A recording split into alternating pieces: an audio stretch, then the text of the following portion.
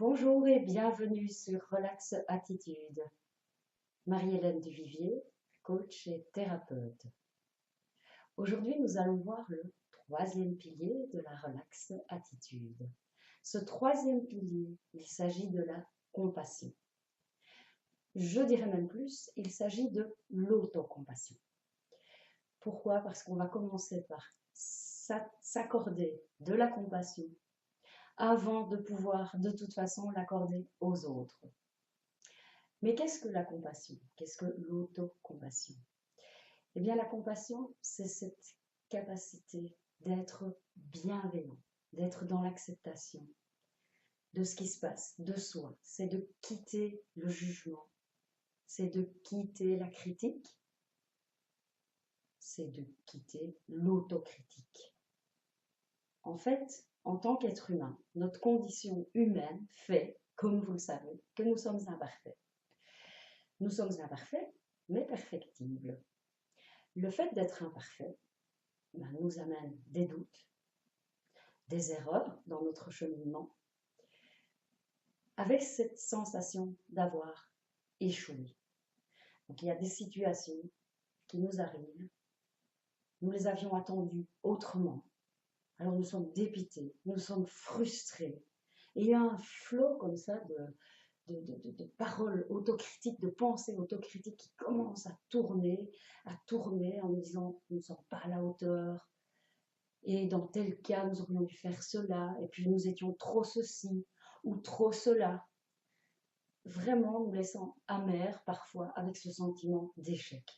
Et ce sentiment d'échec, il vient vraiment résonner dans une époque où, en tout cas dans notre société, les valeurs dominantes sont des valeurs de performance, de compétition.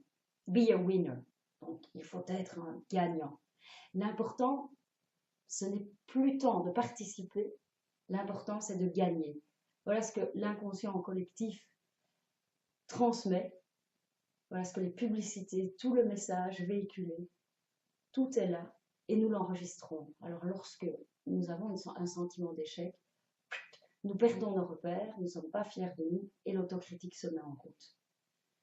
Et en fait, l'important, bien entendu, c'est de participer. Et lorsqu'on se raccroche à cet important et de participer, on va vers des valeurs de respect de soi, de ses limites, des efforts qu'on a fournis, de ce qu'on a mis pour réussir jusqu'à un certain stade ou pour échouer d'une certaine manière. En tout cas, on l'accepte beaucoup mieux. Donc cette autocritique, il est vraiment nourri de ce discours de la société, conscient et inconscient.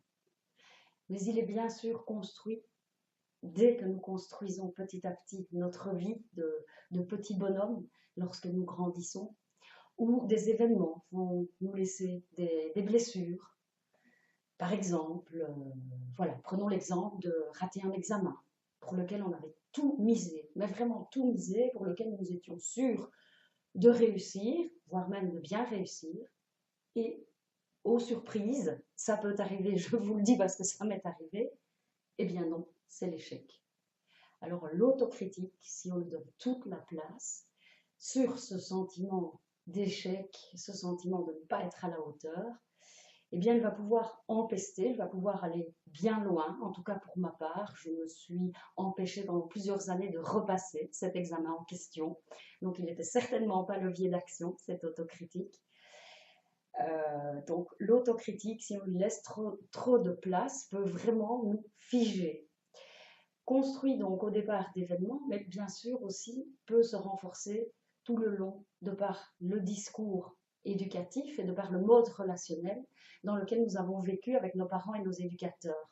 Si nos parents et nos éducateurs étaient plus enclins à souligner par des critiques ce qui peut-être n'allait pas, ce qui peut-être devait être amélioré, plutôt que d'encourager ce qui était déjà réussi et de mettre ça en avant, effectivement, dans notre construction, nous allons être critiques, exigeants envers nous-mêmes et donc d'autant plus critiques.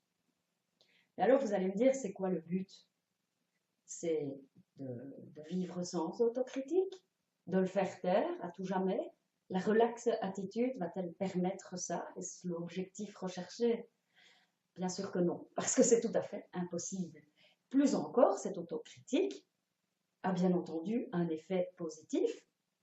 Pourquoi? Eh bien parce que en nous parlant, et la manière dont on va l'écouter va être importante, mais si de cette écoute, il peut ressortir que telle et telle chose peuvent être envisagées, eh bien cette autocritique est un puissant levier d'action. Oui, vous allez me dire, oui, c'est très bien d'avoir un autocritique comme levier d'action, mais bon, moi, ça tourne pendant des jours, des nuits, je reste figée, je n'ose plus, je ne bouge plus. Ah oui, bien sûr, ça peut mener très loin, ça peut mener jusqu'à même la dépression. Donc ce n'est pas le but. Alors que faire si cette autocritique, finalement, il vous enferme? Il est votre geôlier plutôt que votre levier d'action. Pas de panique, on va se mettre à l'écoute. On va tout d'abord vraiment l'observer. Rappelez-vous, le premier pilier, observer, triangle de la conscience. Qu'est-ce que je pense? En quoi ça nourrit mes émotions? Et comment ça se traduit dans mon corps? Après cet exercice d'observation, eh bien, on va se dire, j'accepte. Oui, je me rappelle, mais c'est juste, je suis un être humain, je suis faillible, je suis imparfait. Et donc, c'est OK. Et donc, je suis OK. Ce qui va permettre aussi d'arriver au passage par le deuxième pilier qui est le lâcher-prise, rappelez-vous. Et au-delà de ça, eh bien, il sera possible aussi, donc, de scruter plus en profondeur et de dire, mais qu'est-ce que tu as à me dire? Ok, il y a une petite voix qui me critique, qu'est-ce qu'elle veut dire là derrière? À quoi m'invite-t-elle? Donc on va retirer finalement des enseignements et on va peu à peu se mettre à l'action. Donc on va se libérer. On va vraiment l'utiliser, cette autocritique, comme levier. Alors forcément, on va le remercier parce qu'il aura été un signe, il aura été là, tout d'abord pour nous protéger, pour nous dire, oh oh, il y a quelque chose qui n'est peut-être pas au point, pas de souci, tu es perfectible, donc que vas-tu faire de cela? Et on va se mettre à l'action. Donc, en guise de conclusion, je dirais que l'écoute de son critique intérieur et la réponse bienveillante qu'on va lui donner va permettre peu à peu de libérer des choses qui sont lourdes, des autocritiques, des jugements qui vont s'enraciner de plus en plus, pour plutôt permettre de renforcer la confiance en soi en s'inscrivant dans l'action qui aura été inspirée par cette autocritique. Donc on va mieux s'accepter. On va être OK avec nous-mêmes, avec nos failles, avec nos capacités. On saura que les failles, eh bien, OK, on peut améliorer petit à petit.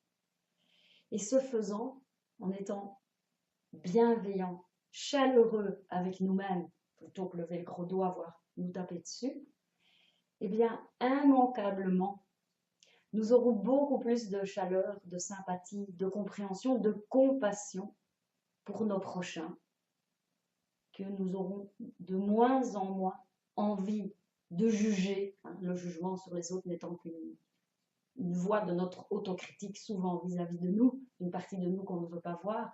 Donc on va se libérer de ça aussi et donc se mettre petit à petit en marche dans la construction d'un monde plus tolérant, d'un monde bienveillant, dans lequel les personnes sont solidaires les unes avec les autres plutôt que se montrer du doigt entre eux, s'envier et rester dans la compétition. Voilà en tout cas ce à quoi je vous invite et allez, je vous souhaite vraiment de pouvoir accueillir cette autocritique, vous en servir comme levier, rebondir et vous libérer. Et bien sur ce, moi je vous dis à dans une quinzaine de jours pour le 4e pilier. À bientôt.